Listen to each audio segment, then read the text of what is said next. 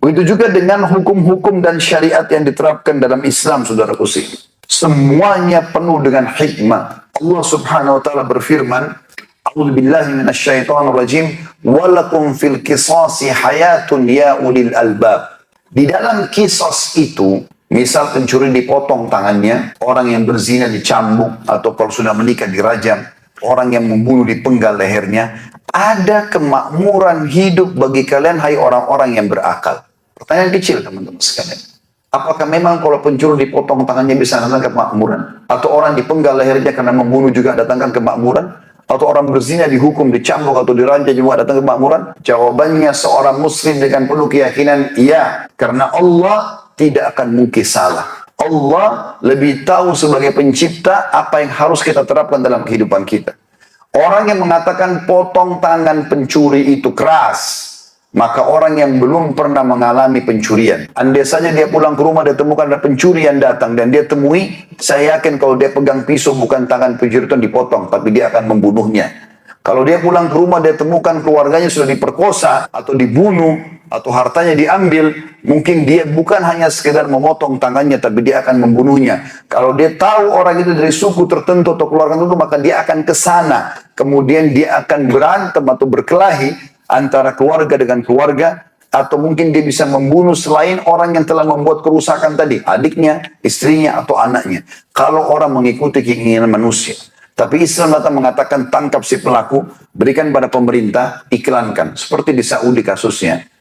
Kalau ada seorang pencuri, dia mencuri misalnya di satu toko emas atau di sebuah rumah, kemudian ketangkap dan ternyata tegak padanya argumentasi. Artinya betul orang ini telah mencuri. Bukan karena tertekan secara kejiwaan, bukan orang gila, nggak ada udur-udur syari'inya. Maka diiklankan malam Jumat, Fulan bin Fulan dari negara ini telah mencuri. Ini loh kronologisnya. Dia kena ayat Allah. Pencuri laki-laki dan perempuan potong tangannya sebagai bentuk kehinaan dari Allah. Besok hari Jumat kisos di Masjid Nabawi.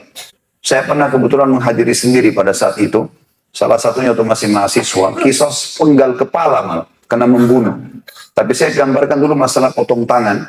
Nanti kalau di Madinah ada perpustakaan Raja Abdul Aziz, Maktab Malik Abdul Aziz, di belakangnya ada sebuah lapangan, di situ sering diadakan kisos oleh pemerintah Saudi.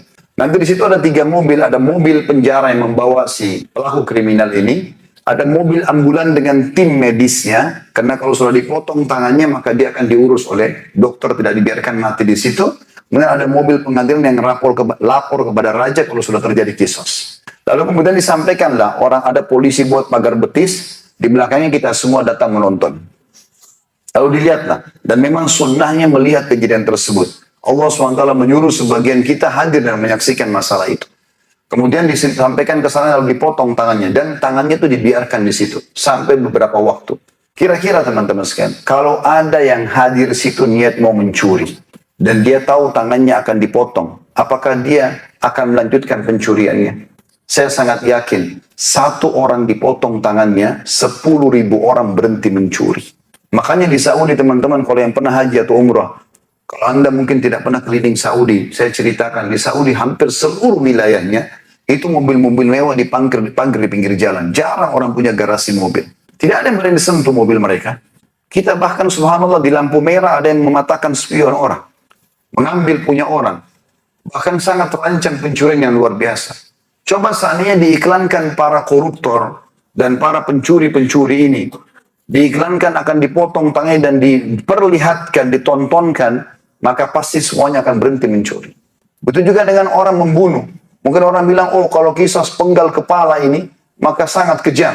Saya waktu menyusun tesis S2 saya, salah satu yang saya sebutkan tentang hikmah hukum syariat Islam. Dan bagaimana subhanallah, para pakar-pakar kriminal dunia di Eropa, itu datang ke negara-negara Islam untuk mempelajari.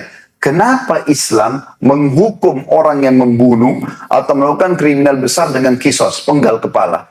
Kenapa negara-negara lain pakai tembak, pakai sniper? Mana yang lebih baik? Ditembak kah? Diracun kah? Dilistrik kah? Atau dipenggal? Kesimpulan terakhir teman-teman, mereka mengakui ternyata eksekusi yang paling tepat untuk para kriminal, selain tidak menyiksa dia, juga menyelesaikan kematian karena targetnya adalah dihukum mati, adalah penggal. Itu semuanya mengalahkan. Kalau sniper bisa saya pelurutnya, meleset dan dia tidak mati. Makanya butuh beberapa orang sniper. Kalau orang di listrik, mungkin dia mati tapi luka, rusak badannya segala macam. Minum racun juga begitu.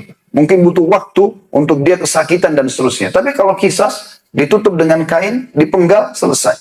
Maka mereka sendiri mengakui bahwasanya kebenaran itu. Dan orang yang mengatakan penggal kepala ini keras, orang yang belum pernah mengalami. Naudzubillah, kita pulang ke rumah temukan istri diperkosa, naudzubillah, atau ada pencuri datang dan membunuh anak-anak kita. Apa yang akan terjadi?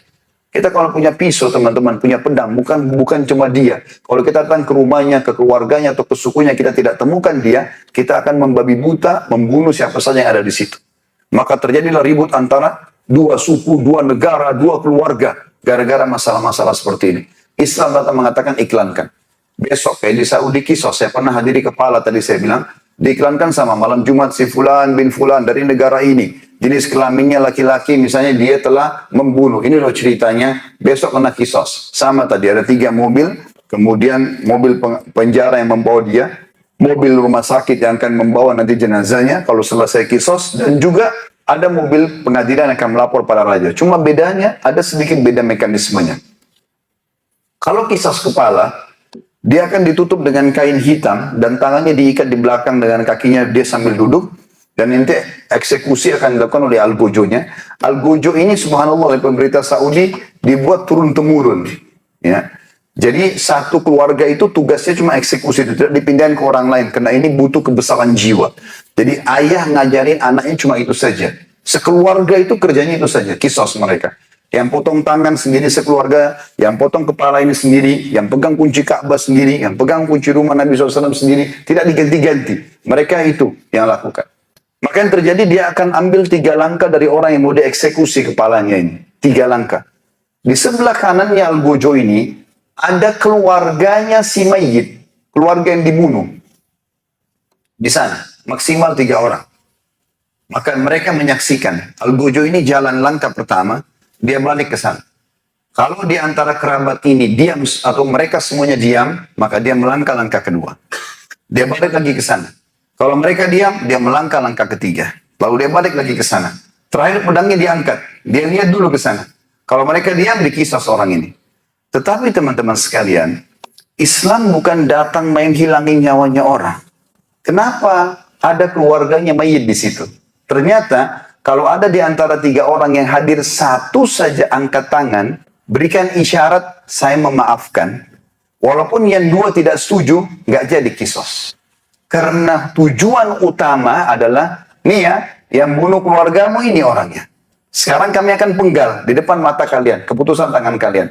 Nggak ada hubungannya sama istrinya nih. Nggak ada hubungannya sama anaknya. Nggak ada hubungannya sama keluarganya. Ini yang salah. Setelah ini nggak ada dendam-dendaman keluarga. Ini salah, belum tentu anaknya salah.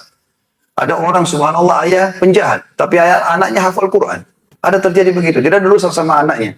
Tapi keputusan tangan kalian. Kalian maafkan, kami maafkan. Kalau tidak, ya tidak. Kalau mereka sudah maafkan, tidak bisa tarik lagi. Yang bisa bilang, udah, eksekusi aja, nggak bisa. Tapi tugasnya orang yang selamat ini, itu untuk membayar denda kepada orang atau keluarga tadi, atau namanya dia. Jadi memang dalam kehidupan, dalam masalah ini teman-teman, ada kehidupan. Kalau setiap orang yang tugasnya selalu mau membunuh saja buat kerusakan, dihukum begitu seperti ini, satu dipenggal, yang lainnya berhenti semua.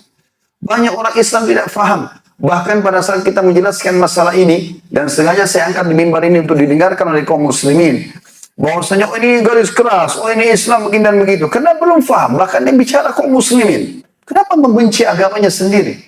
Apakah kita mau berani menghapus hukum Allah dari 1400 tahun yang lalu diturunkan? Kalau kita belum faham, belajar saudaraku. Bukan malah kita menjadi penghalang.